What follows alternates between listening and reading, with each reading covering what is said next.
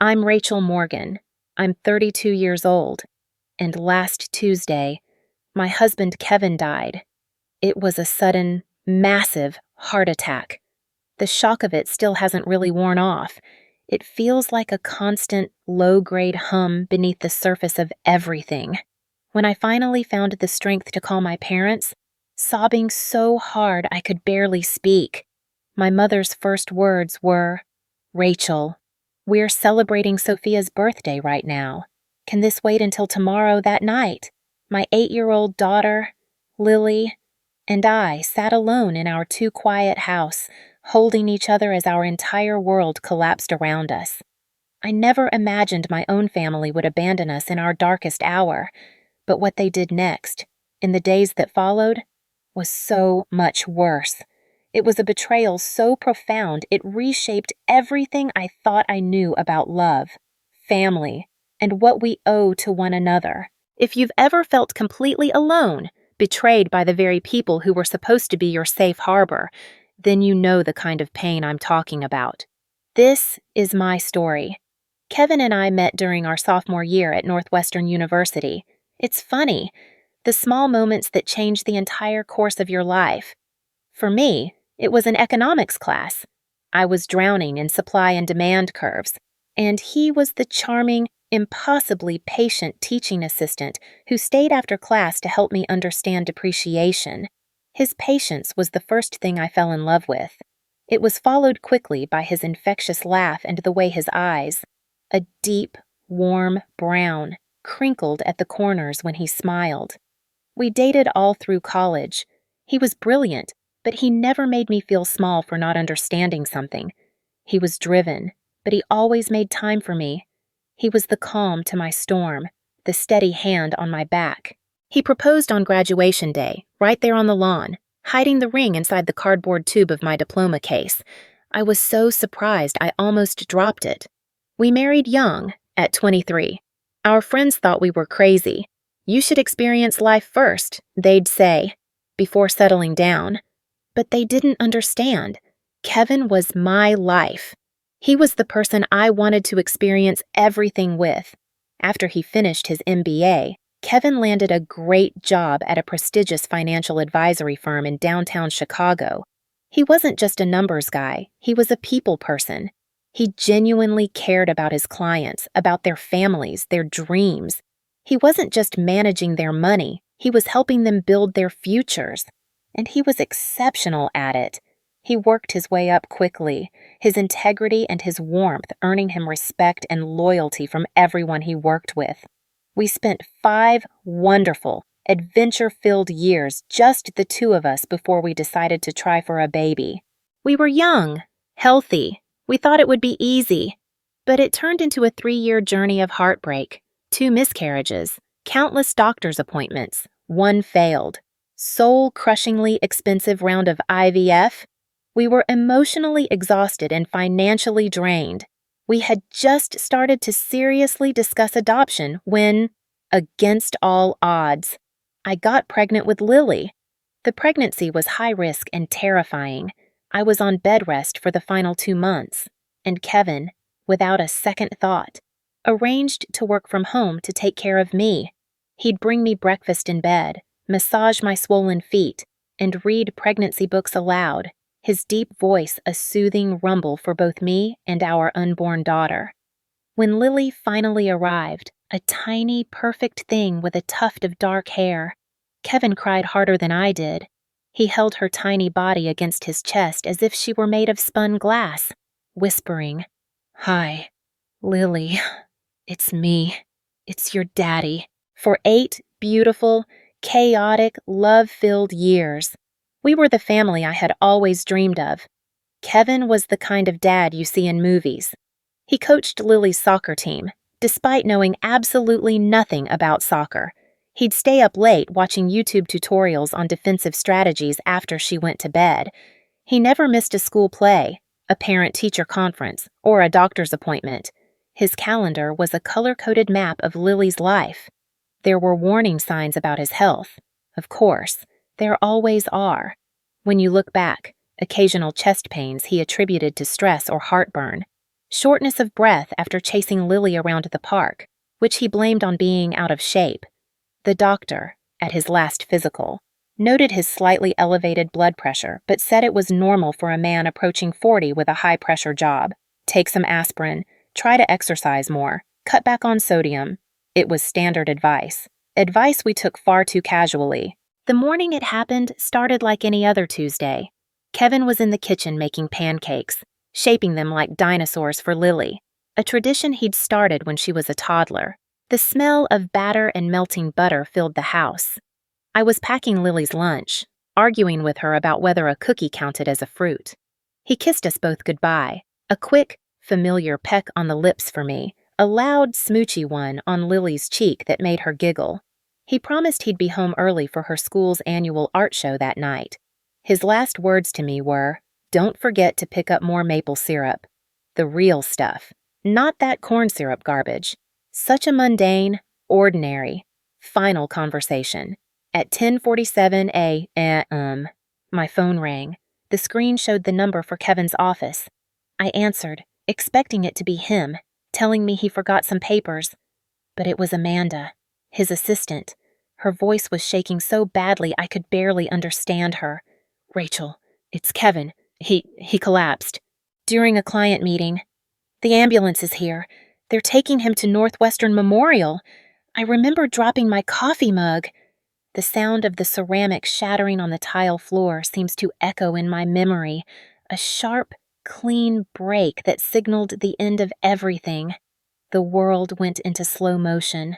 I called our neighbor, Ellen, a kind, retired woman who adored Lily, and asked her to pick her up from school. I don't remember what I said to her. Then I was in the car, driving to the hospital, breaking every speed limit, my hands shaking on the steering wheel. I prayed the entire way, desperate, whispered bargains with a God I wasn't even sure I believed in. "Please, please, just let him be okay. I'll do anything. Please." But I was too late.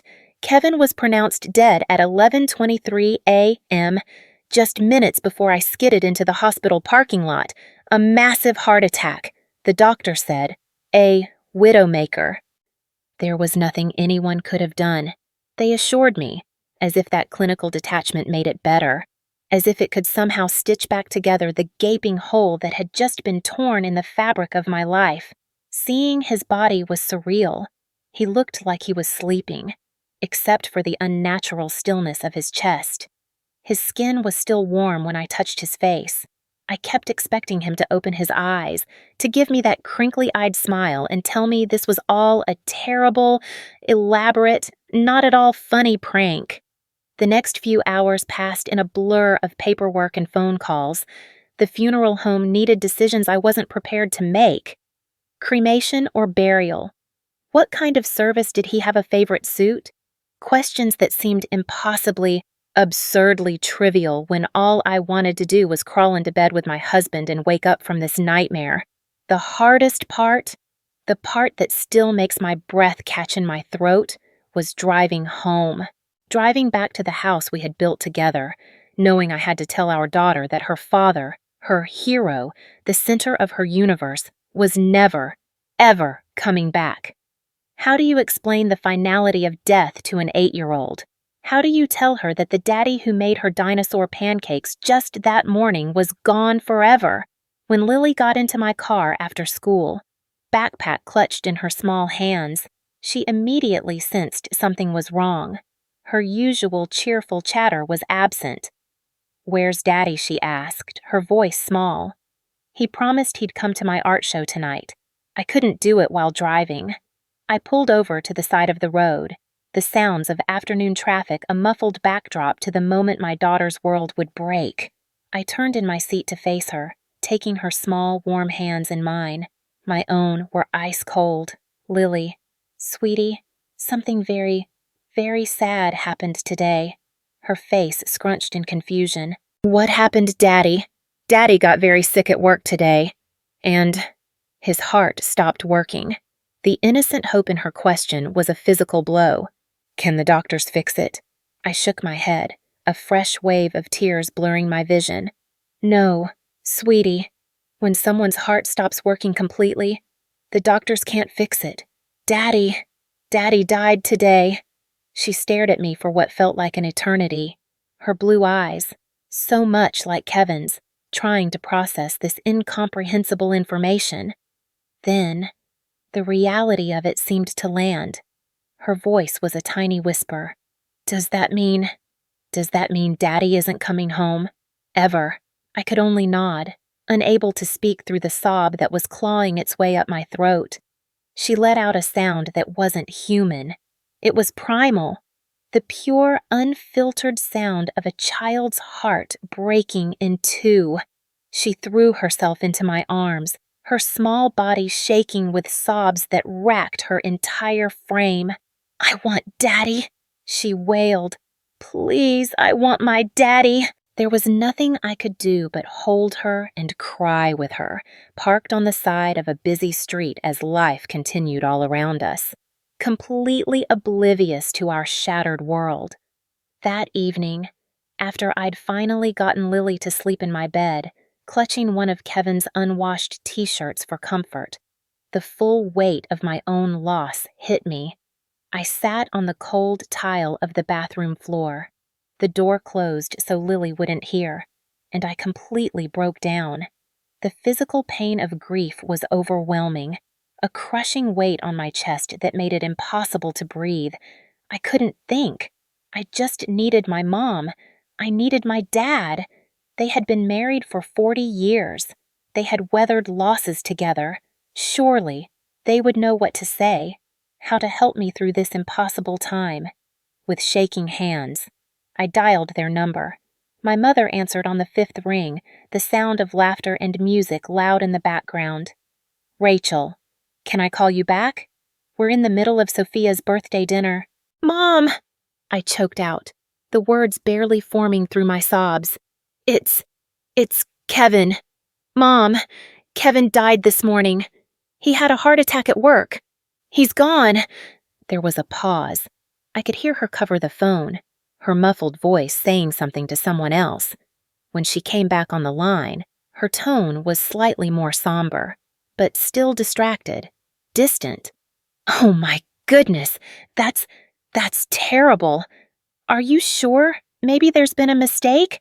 The fact that I had to convince my own mother that my husband was actually dead felt like another trauma layered on top of everything else.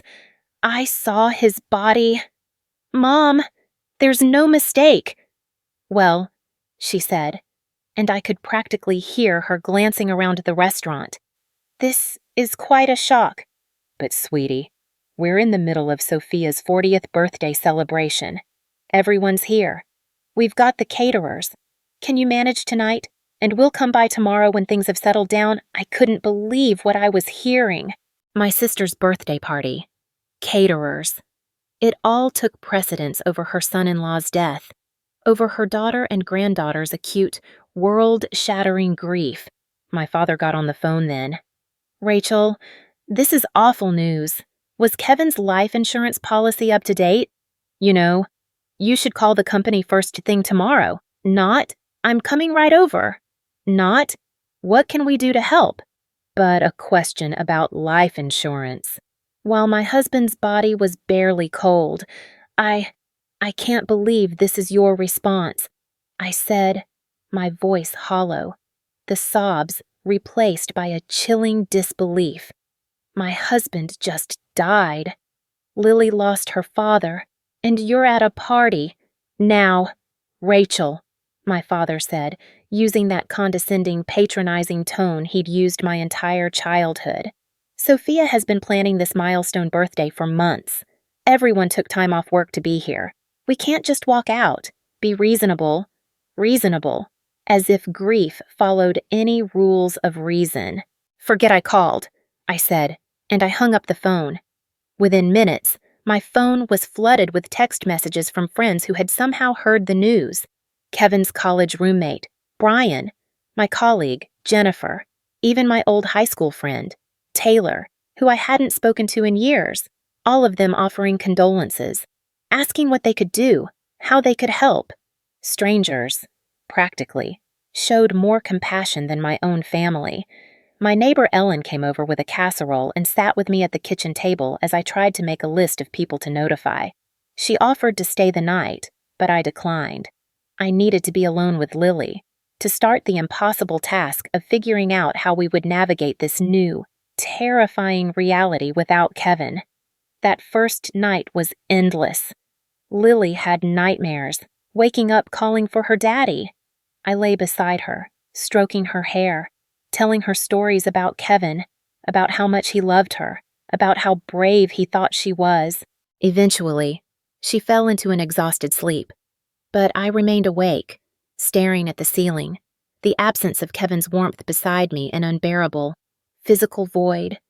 Morning came, and with it, the crushing realization that this wasn't a nightmare I could wake from. This was our life now, a life without Kevin, a life where my own parents couldn't be bothered to show up when I needed them most.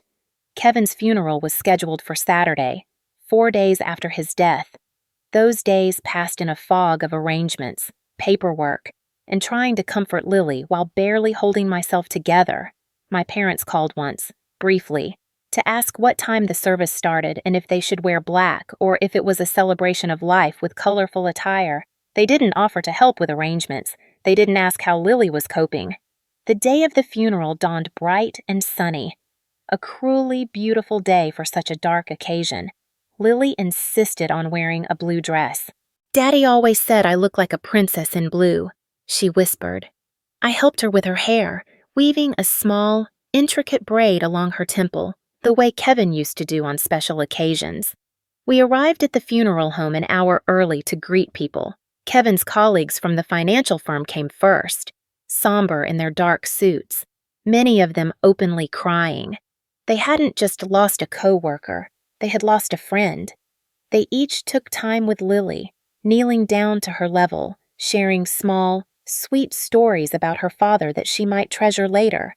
My parents and Sophia were supposed to arrive early, too, but they texted 20 minutes before the service was scheduled to begin, saying they were running late due to traffic.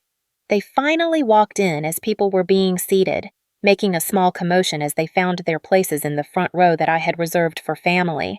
My mother hugged me briefly, her expensive perfume overwhelming. The traffic was just terrible, and Sophia had such a hard time finding something appropriate to wear on such short notice. Short notice, as if Kevin's death were an inconvenient dinner party they'd been invited to at the last minute. Throughout the service, I was acutely aware of them. Sophia, checking her phone, my father, glancing at his watch, my mother, dabbing at dry eyes for show. Meanwhile, Kevin's colleagues and our friends were genuinely distraught, their grief palpable and real, a stark contrast to my family's cool detachment.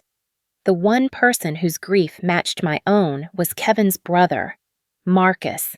He had flown in from Japan, where he taught English, arriving just hours before the service. He looked exhausted and hollow-eyed, having clearly not slept on the 30-hour journey. He sat next to Lily, holding her hand throughout the service, their identical blue eyes filled with tears. When it came time for the eulogy, I wasn't sure I could do it. My legs felt like lead as I approached the podium. But then I looked at Lily, sitting there so brave and small in her blue princess dress, and I found the strength somewhere. I spoke about Kevin's kindness, his integrity, his boundless love for his daughter. I spoke about his terrible jokes that made us groan and laugh at the same time, about his irrational hatred of cilantro and his passionate defense of proper maple syrup. I spoke about the way he always put family first. The bitter irony of those last words wasn't lost on me as I glanced at my parents, who were already gathering their things as I concluded, clearly eager to leave. During the reception at our house afterward, a house filled with the ghosts of Kevin's laughter, I overheard my father talking to my uncle, James, near the drinks table. Kevin was doing very well at that firm. Partner track. The life insurance alone must be substantial, not to mention the investments. Rachel will be set for life. It took everything in me not to confront him then and there, not to demand how he could be thinking about money on the day we buried my husband, but I was too emotionally exhausted, too focused on making sure Lily was okay, to start a scene. My mother and Sophia barely helped with the reception, leaving most of the work to the wives of Kevin's colleagues and my friends. They sat in the living room, accepting condolences as if they were the primary mourners, while I moved through my own home like a ghost, mechanically thanking people for coming, accepting casseroles I would never eat. Meanwhile, Kevin's parents, though devastated by the loss of their only son, were models of genuine support. His mother, Diana, took over caring for Lily during the reception, making sure she ate and protecting her from well-meaning but overwhelming guests. His father, Robert, quietly organized the cleanup afterward, staying until the last guest had left. The contrast between Kevin's family and my own was a stark, painful wound. Kevin's will had been mentioned briefly during a conversation with the funeral director, but I couldn't bear to think about legal matters yet. Thomas, Kevin's friend from law school who had handled our estate planning, gently suggested we wait a week or two before discussing the details. "There's no rush," he assured me. "Everything is in order. You and Lily are well provided for." Kevin made sure of that. As the house finally emptied of guests, my parents and Sophia made quick excuses about getting on the road before dark. They left with perfunctory hugs and promises to call soon. They didn't offer to stay and help clean up. They didn't ask if Lily and I wanted company. They didn't acknowledge that this would be our first night after officially, finally, saying goodbye to Kevin. Instead, Marcus and Kevin's parents stayed. Diana made up the guest room for Kevin's parents and the sofa for Marcus. "We'll be right here if you need anything during the night," Diana said, hugging me tightly. "You are not alone, Rachel. Remember that." But as I lay in bed that night, listening to Lily's soft breathing beside me, I couldn't help feeling that in one crucial way, I was very much alone. The people who should have been my first line of support, my bedrock in a time of crisis, had proven themselves to be nothing more than strangers. 2 weeks after the funeral, I was sitting at the kitchen table trying to make sense of our health insurance paperwork when the doorbell rang. Lily was at school, her first week back since losing her father. The teachers were keeping a close eye on her, sending me regular updates, for which I was endlessly grateful. Through the peephole, I saw my parents standing on the porch. My father was straightening his golf shirt. My mother was checking her reflection in her compact mirror. I hadn't spoken to them since the funeral. They'd texted a few times with generic, meaningless messages like, "Thinking of you," and "Hope you're doing okay." But there had been no real communication. I opened the door, not bothering to hide my surprise. "I didn't know you were coming over. We thought we'd check in, see how you and Lily are doing," my mother said, brushing past me into the house. "Is she at school? Good. We can talk openly." That should have been my first clue that this wasn't simply a supportive visit. But I was still living in a fog of grief, too emotionally drained to pick up on the warning signs. They settled themselves in the living room, in the exact spots they always sat, while I automatically went to make coffee, falling into the hostess role even though they should have been taking care of me. When I brought in the mugs, my father was examining the new sound system Kevin had installed just a month before his death. "Nice setup," he commented, running his hand along the speakers. Kevin had good taste in electronics. He did, I agreed. The simple past tense still a fresh knife twist in my heart.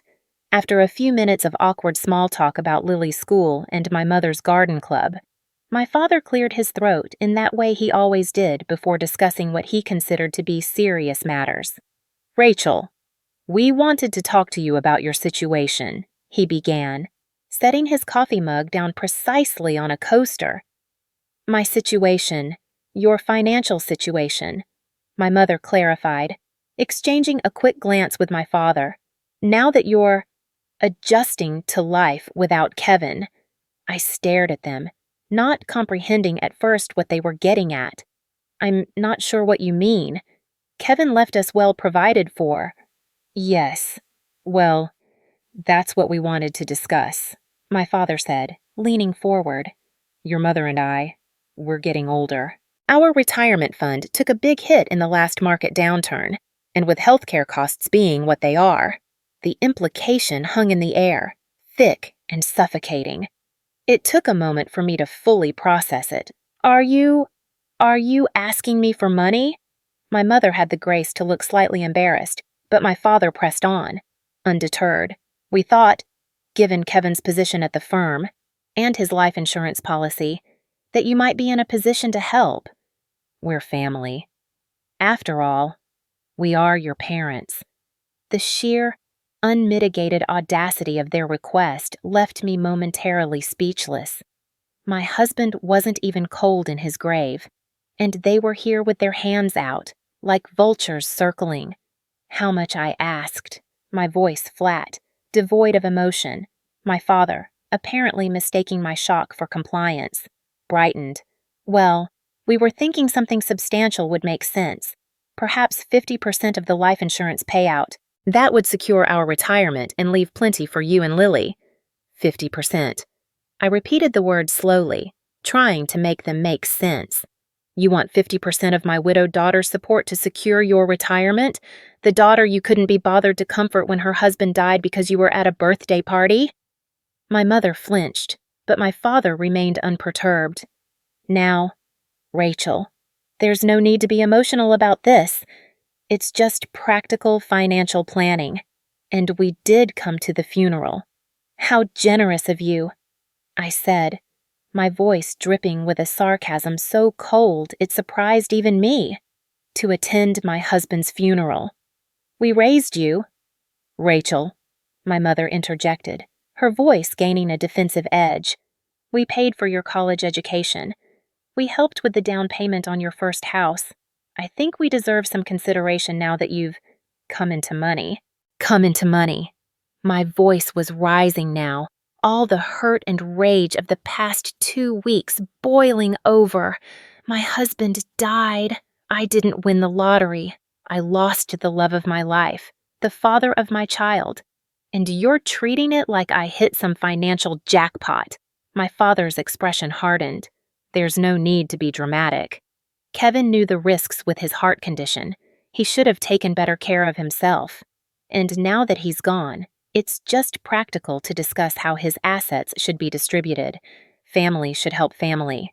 In that moment, as my father casually blamed Kevin for his own death while simultaneously trying to profit from it, something inside me snapped. The grief that had left me passive and numb for 2 weeks suddenly crystallized into a razor-sharp, furious clarity.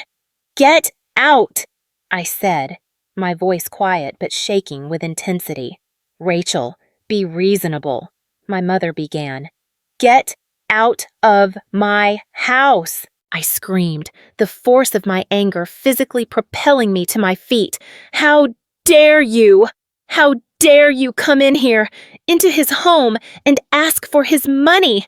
How dare you blame him for dying? He was worth 100 of you, and you couldn't even be bothered to comfort your own daughter when she was breaking apart. My parents looked genuinely shocked at my outburst. They had never seen me truly angry before. I had been raised to be accommodating, to avoid conflict, to be the good daughter while Sophia got to be the demanding one. We're only asking for what's fair, my father said stiffly. Standing up, we're your parents, Rachel. We deserve respect. Respect is earned, I replied, my voice shaking. And you have earned none. Now get out before Lily comes home and has to hear what kind of people her grandparents really are. They left in a huff, my mother making noises about me being ungrateful, my father muttering about reconsidering our relationship. I closed the door behind them and sank to the floor, trembling with a mixture of rage and a profound, heart-wrenching hurt. Later that afternoon, when I picked Lily up from school, she seemed more withdrawn than usual. In the car, she finally spoke up. Mommy, why were Grandma and Grandpa at our house today? My heart sank. How did you know? Did you see them? She nodded, looking down at her hands. Mrs. Wilson let me go to the bathroom during math, and I saw their car from the school window. Did they bring something for us? The innocent question broke my heart all over again. No, Sweetie, they just came to talk to me about some grown-up things. Did they ask about Daddy's money, she asked, her perception startling me. What makes you say that? Honey. She looked down at her hands, twisting the strap of her backpack. I heard Grandpa at the funeral. He was telling Uncle James that we would get lots of money because Daddy died. Is that true? The fact that my 8-year-old daughter had overheard such a callous conversation, that it had been weighing on her this whole time, made me physically ill. Lily, your daddy made sure we would be taken care of. Yes, but that money doesn't make up for not having him here with us. She nodded sagely. I know. I would give all the money in the world to have Daddy back. Me too, baby, I whispered. Me too. That night, I called Marcus in Japan. I told him about my parents' visit and their outrageous demand. Are you kidding me? He exploded. They want half of Kevin's life insurance. That's ghoulish. Rachel, I know. I still can't believe they actually asked. But I'm worried they might not let it go. My father can be very stubborn when he thinks he deserves something. Marcus was quiet for a moment. Kevin talked to me about his financial planning. You know, he was so thorough. He wanted to make sure Lily would be taken care of through college and beyond if anything ever happened to him. He would be furious about your parents trying to take that security away from her. I know, I said softly, the familiar ache of missing Kevin intensifying. I think I need to talk to Thomas about the legal situation, just to be prepared. That's a good idea, Marcus agreed. And Rachel, don't let them manipulate you. Kevin protected you and Lily for a reason. The next day, I met with Thomas at his downtown office. He was sympathetic, but, to my surprise, not shocked by my parents' behavior. Unfortunately, I see this kind of thing more often than you'd think, he said, reviewing Kevin's will and insurance documents. But I can assure you, everything is airtight. Kevin designated you as the sole beneficiary of his life insurance and retirement accounts. Your parents have absolutely no legal claim to any of it. Could they contest the will, I asked? A knot of worry tightening in my stomach. Thomas shook his head. The will is clear and was properly executed, and even if they tried, they have no grounds. Kevin was of sound mind, and in this state, parents have no automatic right to inherit from an adult child, especially when there's a surviving spouse and child. It would be a frivolous lawsuit, and they'd likely have to pay your legal fees when they lost. That reassurance should have made me feel better.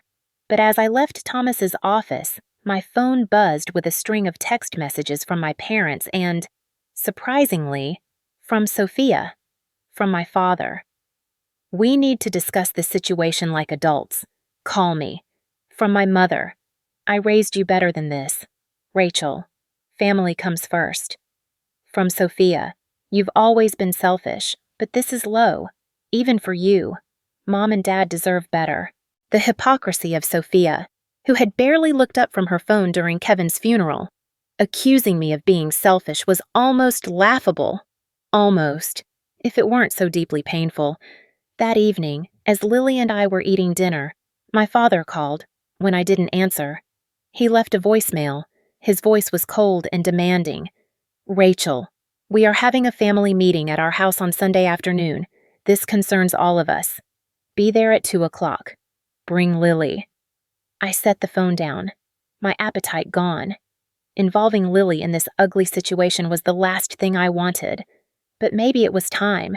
Maybe it was time to have everything out in the open, to make a final, clean break if necessary. With Thomas's reassurance about the legal aspects, I felt a flicker of confidence, a strength I hadn't felt since Kevin died. Was that Grandpa, Lily asked, pushing her peas around her plate? Yes, I admitted. He wants us to come over on Sunday. Lily was quiet for a moment. Then she asked, Do we have to go?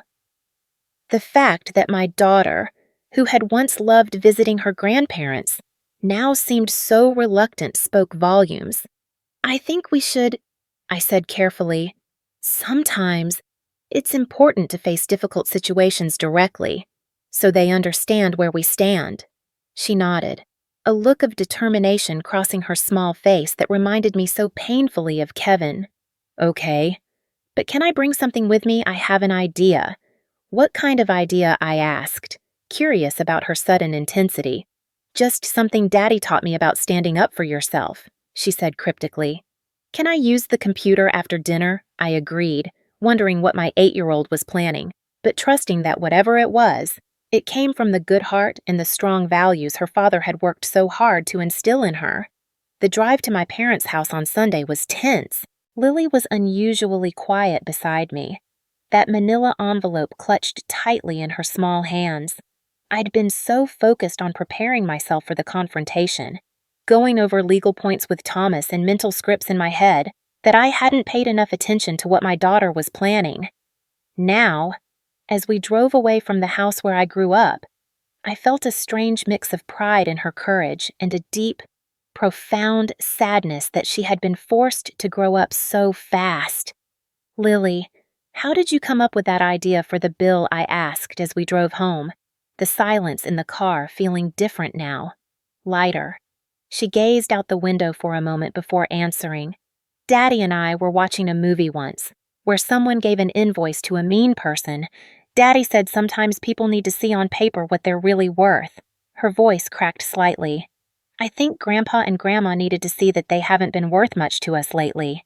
The simple, devastating wisdom in her words, echoing Kevin's values, brought fresh tears to my eyes. Your daddy would be so proud of you today, I told her, reaching over to squeeze her hand. So am I. My phone began buzzing incessantly with calls and texts from my family, but I ignored them all. This wasn't a negotiation. It was a boundary being firmly, irrevocably established. Whatever fallout came from this confrontation would have to wait. Right now, Lily and I needed to process what had just happened. When we got home, Marcus was waiting on our porch. He had flown in early from Japan, wanting to surprise us, and Ellen had given him the spare key to wait inside. Seeing him, so much like Kevin in his gestures and the kind way he smiled, was both painful and incredibly comforting. How did it go? He asked, embracing us both in a tight hug. Aunt Lily was amazing, Lily declared before I could answer, her face beaming. She stood up to Grandpa and made him see that he was being mean about Daddy's money. Marcus raised an eyebrow at me. Aunt Lily? I smiled. Despite everything, apparently, I've been promoted from Mom to Aunt Lily for bravery points. Over dinner, we told Marcus everything that had happened at my parents' house. His expression darkened when I described my father's proposed distribution plan, but he broke into a wide, proud smile when Lily explained her invoice idea. That's pure Kevin right there, he said, ruffling Lily's hair. Creative problem-solving with just the right amount of well-deserved guilt trip. That night, after Lily finally went to bed, exhausted but triumphant, Marcus and I sat in the quiet kitchen, drinking tea and talking about what came next. They'll try again. He warned me, people like your parents, they don't give up easily when money is involved. I nodded, thinking of my father's stubborn persistence throughout my childhood. I know, but I'm not going to give in. Not just because it's wrong, but because I found a letter from Kevin. He explicitly warned me this might happen. I told him about the letter I'd found, about my father's previous attempts to get money from Kevin. Marcus shook his head, a look of sad recognition on his face. That sounds like my brother, always protecting you, even when you didn't know it. He paused. Have you thought about what this means for your relationship with them going forward? It was the question I'd been avoiding. I don't know, I admitted. Part of me wants to cut them off completely. They've shown their true colors so clearly, but another part of me wonders if that's fair to Lily. They're her only grandparents on my side. Are bad grandparents better than no grandparents? Marcus countered gently. Kevin's parents adore Lily, and they actually show up for her. It's about quality, Rachel, not just quantity, right? He had a point. Diana and Robert, Kevin's parents, had called Lily every other day since Kevin's death. They sent care packages filled with books and art supplies. They were planning an extended visit, They were grieving the loss of their own son, but they consistently put their granddaughter's needs first. The next morning, my phone showed 8 missed calls from my mother, 3 from my father, and 1 from Sophia. There were also numerous text messages, a chaotic jumble of angry accusations and tearful apologies that felt more like manipulation than genuine remorse. I decided to respond to just one, a message from my mother that simply said, "We need to talk about what happened." My reply was simple and direct. There's nothing to talk about until you can acknowledge the specific harm you've caused and show, through actions, that you are willing to change. Lily and I need time and space. Then, for the first time in my life, I blocked their numbers. It felt like a temporary measure, a way to build a fortress around our small, grieving family to give us room to breathe. I also emailed Thomas, informing him of what had transpired and asking him to be on alert for any legal maneuvers my parents might attempt. Over the next few days, my parents tried various approaches to reestablish contact. They sent flowers with apology cards that spoke vaguely of family misunderstandings. They attempted to reach me through mutual friends. My father even showed up at my workplace, only to be turned away by security when I refused to see him. Surprisingly, it was my Aunt Barbara, my Uncle Terry's wife, who provided an unexpected source of support. She called from her personal phone, which I hadn't blocked, asking if we could meet for coffee. Wary but curious, I agreed. "I want you to know that not everyone in the family supports what your parents did," she told me when we met, her expression one of genuine concern. Terry and I were horrified. "We only went to that meeting because they told us it was about planning a memorial scholarship in Kevin's name." Her honesty was like a balm on a raw wound. It helped to know that not all of my extended family were complicit in my parents' scheme. "They've always favored Sophia," Barbara continued, confirming what I'd felt but often doubted for years. "We've all seen it. But no one wanted to interfere. Maybe we should have..." A week after the confrontation, a formal letter arrived from my father, written on his business stationery, as if to lend official weight to his words. It stated that unless I was willing to come to a reasonable financial arrangement with them, they would be forced to reconsider their relationship with me and Lily entirely. It was meant to be a threat, I suppose. This idea that they would cut us off. Instead, it felt like a gift. Permission to move forward without the burden of their toxic expectations. I filed the letter with Thomas, just in case. 2 weeks later, my mother tried a new, more desperate tactic showing up at Lily's school at pickup time. Fortunately, I had already informed the school about the situation, and they called me immediately. By the time I arrived, the principal had politely but firmly asked my mother to leave, reminding her that only authorized individuals could interact with students on school grounds. Standing in the school parking lot, my mother looked smaller somehow, less imposing than she had throughout my childhood. "You're turning everyone against us," she accused when she saw me, her voice trembling.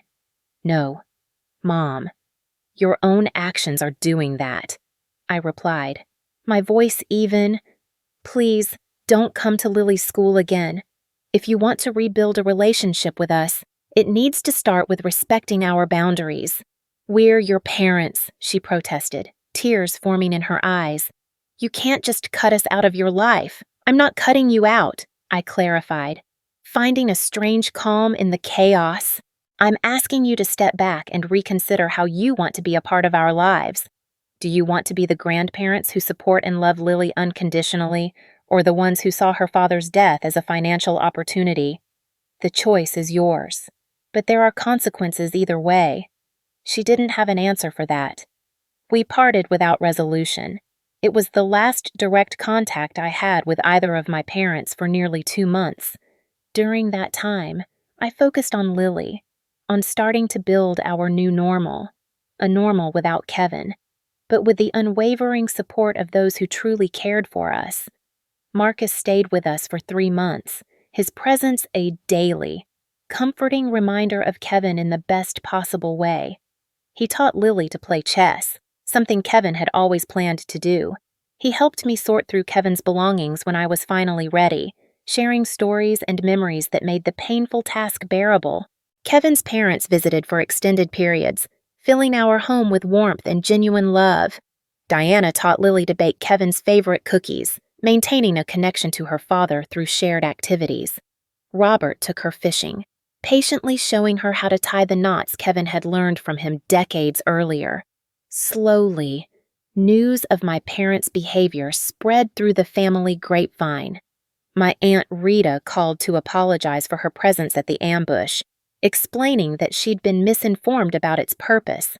My Uncle James, who had initially seemed aligned with my father, sent a card expressing his regret for not speaking up. Even Sophia eventually sent a short, terse email that, while stopping short of a full apology, acknowledged that the timing of their financial requests had been insensitive. It wasn't much, but it was the first time in our adult lives that she had conceded any wrongdoing. 3 months after Kevin's death, on what would have been our 13th wedding anniversary, I received another letter from my parents.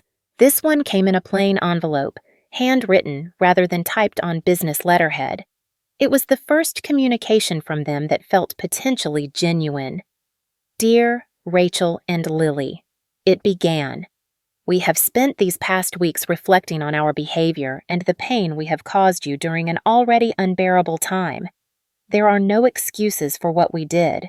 We allowed greed and self-interest to override our love and responsibility as parents and grandparents. We failed you both, and we failed Kevin's memory. The letter continued with specific acknowledgments of their actions, from their behavior at the funeral to the attempted financial grab, without the vague, self-serving language of their previous apologies. They didn't ask for forgiveness or for contact to be resumed. They only expressed hope that someday we might give them the opportunity to demonstrate, through actions, not words, that they could change. I read the letter several times, trying to gauge its sincerity. Then I showed it to Marcus before deciding whether to share it with Lily. It seems different from their other attempts, he observed cautiously. Less manipulative, more accountable. But ultimately, it's your call whether to believe it. I tucked the letter away, not yet ready to make a decision. The wound was still too fresh. The betrayal too profound. Time would tell if their remorse was real or just another strategy. For now, Lily and I were focusing on healing, on building our life without Kevin, but with his values and love as our unwavering foundation, as Marcus prepared to return to Japan, with plans to visit again soon. He helped me organize a memorial gathering on Kevin's birthday. Unlike the funeral, which had been somber and formal, this was a celebration of Kevin's life, held in our backyard with his favorite barbecue food and classic rock music. Friends and colleagues shared funny stories about Kevin. His parents brought photo albums from his childhood. Lily presented a memory book she had created, filled with ticket stubs, notes, and mementos of adventures with her father. Notably absent were my parents and Sophia, who had not been invited. It was a boundary I needed to maintain, for now, to create a safe space for our grief and remembrance without the tension their presence would bring. As the gathering wound down and guests began to leave, Lily tugged at my sleeve. "Mom," she asked quietly, "can we invite Grandma and Grandpa next time?" "Which grandparents?" "Sweetie," I asked, though I already knew who she meant. "Mom's parents," she clarified. "The ones who asked for money. I think Daddy would want us to give them another chance. If they're really, really sorry." Her compassion, so like Kevin's, brought a lump to my throat. "We'll see," I promised her, pulling her into a hug. If they show us they've really changed, maybe next time. It wasn't forgiveness, not yet, but it was an opening, a possibility that the future might include some form of reconciliation. For now, that was enough. The confrontation with my family marked a clear before and after in our lives. The journey of grief isn't linear, and healing doesn't mean forgetting. There are still days when the absence of Kevin feels like a physical wound, when I reach for him in my sleep or start to tell him something funny before remembering, with a jolt, that he isn't there. But those moments no longer define our lives. The year that followed the confrontation was one of slow, deliberate rebuilding. Marcus did, in fact, move back to the States, taking a position at the university. His presence became a steady, loving anchor for us, an uncle who took his role seriously, a living link to Kevin for Lily. My parents, to their credit, seemed to understand that their letter was not a magic key. It was the beginning of a long, probationary period. The occasional, carefully structured visits continued. A trip to the zoo, a quiet lunch. Each one was a test, and they passed, slowly earning back a fragile trust by consistently respecting our boundaries. They never mentioned money again. They focused on Lily, learning about her interests, celebrating her small victories, becoming the grandparents she deserved, albeit belatedly. The relationship isn't what it once was. The naive, unconditional love of a daughter is gone, replaced by a more cautious, realistic affection. The scar of their betrayal will always be there. But we are building something new, something more honest. On the second anniversary of Kevin's death, I took Lily to his favorite spot by the lake. We sat on a bench, skipping stones across the water, remembering him together. "Mom," Lily said thoughtfully, "I think that invoice I gave Grandpa and Grandma really did help them." "What makes you say that?" I asked. "Well, they're different now. They listen more. They ask about my feelings. They remember what books I like." She picked up a smooth, flat stone and sent it skipping perfectly across the water, just the way Kevin had taught her. Daddy always said, "Sometimes people need to see themselves clearly before they can change." Your dad was very wise. I agreed, my heart swelling with a familiar mix of pride and sorrow. "I still miss him every day," she said, her voice soft, "but I think he'd be happy about how we're doing." "Don't you?" I put my arm around her, this remarkable child who carried so much of her father inside her. "Yes, baby. I think he'd be very, very proud of us both." The truth is, losing Kevin revealed exactly who in our lives was truly family. It wasn't about blood. It was about showing up.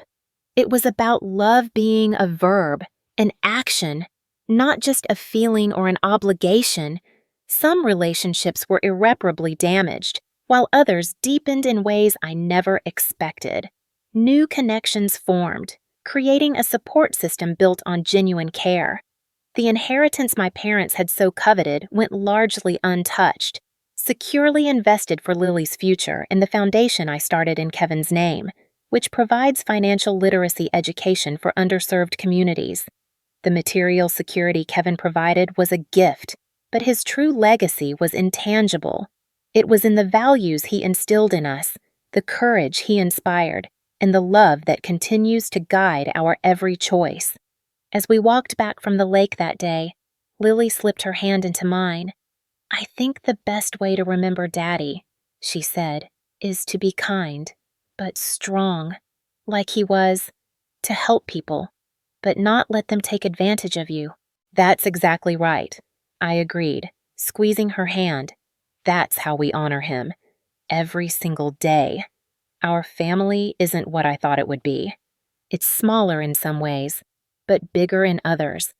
It's built not on illusion, but on a tested, proven foundation of love and respect.